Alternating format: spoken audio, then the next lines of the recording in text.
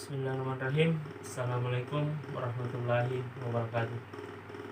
Salam sejahtera untuk kita semua. Semoga kita dalam lindungan Yang Maha Pencipta dan diberikan kesehatan, sehat walafiat. Jadi, perkenalkan, nama saya Nur Afiksam, mahasiswa Pendidikan Geografi Universitas 19 November Kolaka. Pada kesempatan kali ini, saya akan menjelaskan materi penginderaan jauh, di mana submaterinya yaitu analisis citra menggunakan aplikasi ENVI. Aplikasi ENVI merupakan suatu image processing system yang revolusioner yang dibuat oleh RSI, di mana ENVI menyediakan data visualisasi yang menyeluruh dan analisis untuk citra dalam berbagai ukuran dan tipe. Aplikasi ENVI ini merupakan salah satu pilihan untuk menganalisis data penginderaan jauh atau remote sensing. Hal ini karena kemampuannya dalam mengolah beberapa tipe citra yang berasal dari citra satelit asli ataupun dari hasil olahan pengolah citra lainnya seperti AirDAS atau AirMapper maupun SagaGIS, di mana ENVI memiliki kelebihan dan kekurangan. Di mana ENVI memiliki kelebihan yaitu mampu mengolah atau menganalisis citra dalam berbagai ukuran ataupun tipe. Di mana kekurangan dari ENVI itu sendiri yaitu di mana memiliki kapasiti 1 MB lebih, di mana ini akan mempengaruhi PC, sistem ataupun kinerja pada komputer Anda. Di mana ENVI ini juga terbagi menjadi dua.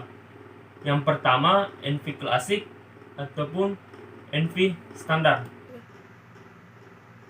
Di mana kita bisa melihat ENVI klasik, kita harus memperhatikan kursor yang saya geser, di mana tampilan ENVI klasik ini adalah seperti ini. Coba bisa diperhatikan bahwasanya ENVI klasik memiliki tampilan seperti ini.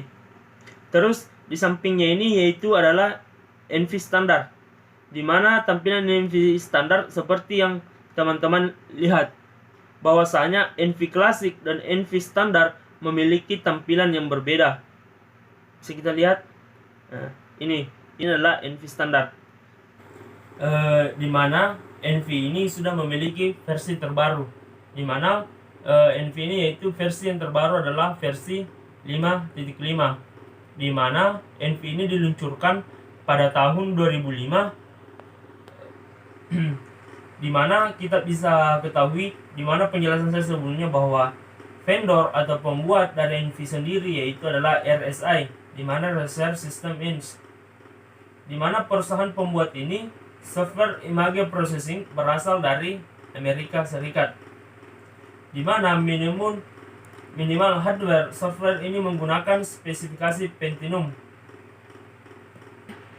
di mana ENVI ini memiliki kapasitas harddisk sebesar 400 MB, di mana ketika teman-teman tertarik untuk mengupdate atau mendownload aplikasi ENVI ini, teman-teman harus memperhatikan harddisk teman-teman, karena ini membutuhkan 400 MB. Terus operasi sistemnya ini, software ini dapat beroperasi maksimum Windows 98. Jadi sekali lagi operasi sistemnya yaitu kita harus menggunakan Windows 98, dan ada juga yaitu kita bisa menggunakan Linux, di mana kategori software pada ENVI ini yaitu adalah GIS. Terus mengenai dengan struktur data atau file pada ENVI ini yaitu dia menggunakan data raster dan vektor, di mana pada fasilitas pada software ENVI itu adalah terdiri dari editing, processing ataupun layout, di mana saya akan menjelaskan ke depan nantinya mengenai tampilan-tampilan atau menu pada aplikasi ENVI itu sendiri. Terus mengenai masalah fasilitas paket program, di mana ENVI ini menggunakan ADL, di mana versi 6.2, di mana ini merupakan bahasa pemrograman yang digunakan untuk membuat satu proyek pada Envy. 3. Di mana format data pada Envy yang disarankan yaitu adalah RDAS, Envy itu sendiri, GPY, NIF, dan masih banyak lagi lainnya. Kita bisa melihat di sini ada beberapa format datanya. Di sini ada Envy, RDAS, Imagen, PCI, dan lain-lainnya. Baiklah, di awal tadi saya menjelaskan mengenai tampilan menu pada Envy itu sendiri, di mana kita bisa melihat bahwasanya tampilan menu pada Envy itu terdiri dari file. 3. Untuk interface atau tampilan menu pada Envy standar ini terdapat 3 tampilan menu, di mana yang pertama adalah file, edit, display, place markers, views maupun help. Kita bisa melihat di tampilan menu Envy standar, di mana ini adalah file, edit, display, place markers, view maupun help. Selanjutnya lagi kita bisa melihat bahwa tampilan menu pada Envy Classic itu sendiri, di mana tampilan pada Envy Classic itu sendiri terdiri dari beberapa item. Kita bisa melihat dan menyaksikan bersama-sama bahwasanya ada beberapa tampilan menu pada Envy Classic, di mana yang pertama yaitu adalah file, basic tools, classroom, transform, filter, spectral, image, vector, inilah map, vector, topography, raster, window maupun help. 3.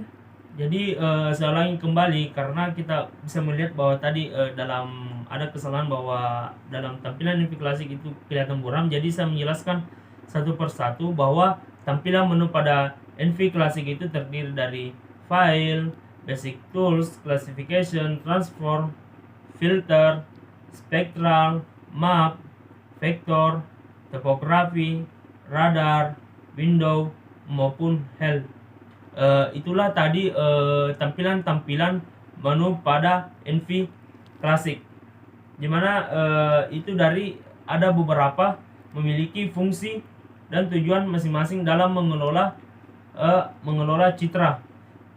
3. Baiklah, saya akan menjelaskan kembali menu-menu yang ada pada Envy Classic, di mana yang pertama itu adalah file, di mana menu file pada menu utama Envy ini digunakan untuk membaca file ke dalam Envy, menetapkan pilihan untuk keluar dari Envy, dan fungsi manajemen program dan file lain. Teman-teman bisa melihat ketika kita mengklik tampilan menu file pada Envy Classic akan muncul seperti ini. Teman-teman bisa melihat bahwasanya tampilan menu file pada Envy Classic seperti ini. Ini adalah salah satu pilihan-pilihan yang ada pada menu file dengan Envy Classic. Terus yang kedua adalah basic tools, di mana basic tools ini untuk mengakses berbagai fungsi dasar Envy. Fungsi ini biasanya bermanfaat mengetahui tipe spesifik dari citra yang akan dianalisis. Fungsi seperti region of interest dapat digunakan pada multiple display, sedangkan fungsi seperti bandmatch menawarkan kemampuan proses umum citra. Fungsi stretch data adalah suatu contoh dari suatu fungsi yang menawarkan file-to-file contract stretching. 3. Terus yang ketiga yaitu adalah classification, di mana classification untuk mengakses fungsi klasifikasi Envy.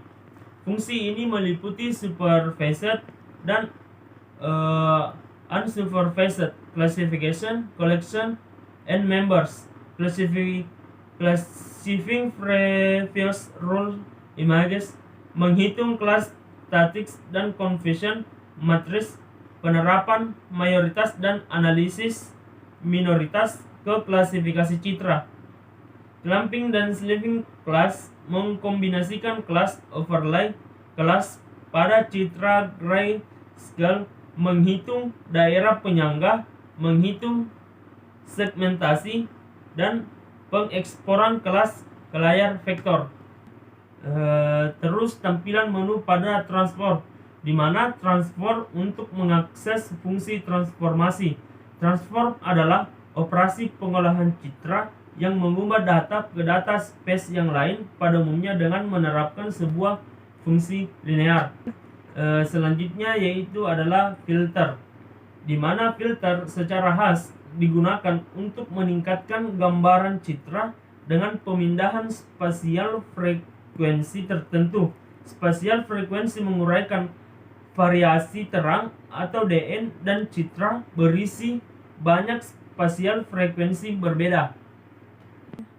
Selanjutnya yaitu adalah spektral, di mana spektral pada tampilan menu NV klasik yaitu adalah untuk mengakses tool khusus untuk meneliti citra multispektral dan hyperspektral dan tipe data spektral lain. Selanjutnya yaitu adalah map, di mana map untuk mengakses regenerasi citra, orthorectification, koreksi geometris, dan mosaiking. Juga menggunakan menu map untuk mengakses tool untuk mengkonversi koordinat peta dan memetakan proyeksi, untuk membangun proyeksi, untuk mengkonversi ASCII koordinat, dan untuk mengakses suatu utility GPS link. Selanjutnya yaitu adalah vektor, di mana vektor untuk membuka file vektor, menciptakan file vektor, mengatur file vektor, mengonversi citra raster layar vektor, mengonversi grid irregular points, dan mengonversi NV vector file, annotation file, dan region of interest ke format DXF.